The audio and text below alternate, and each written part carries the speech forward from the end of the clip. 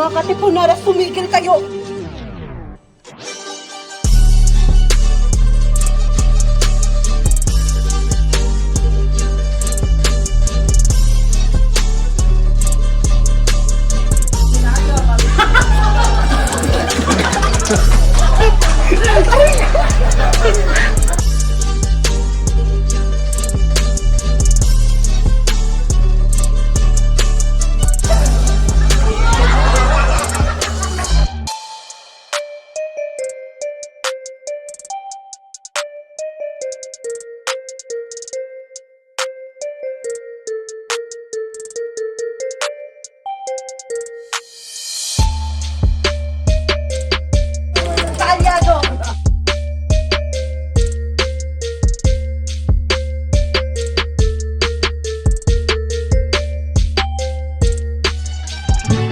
Or widely known as Mother of Revolution.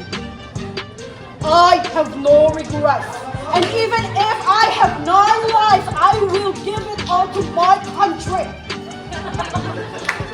1896, August. Ako si Jose Rizal, nagsilat ng Limitang Herekan and Filipus.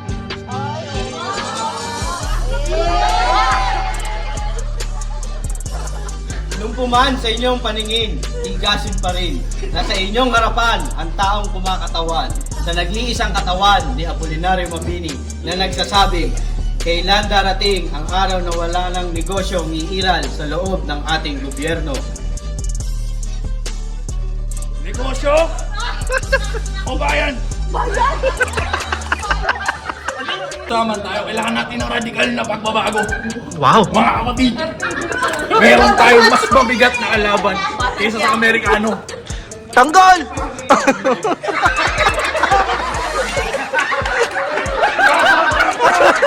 Ako si Lapu-Lapu. Palayasin mo nga! Malis ko sa aming pain!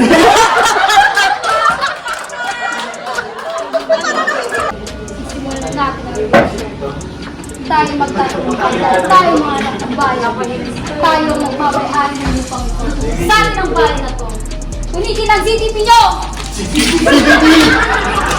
Buhay ang kasalanan! Mabuhay!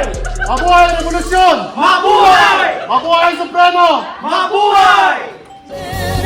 She's smiling like she used to smile way back then. She's feeling like she used to feel way back when they tried. But something kept them.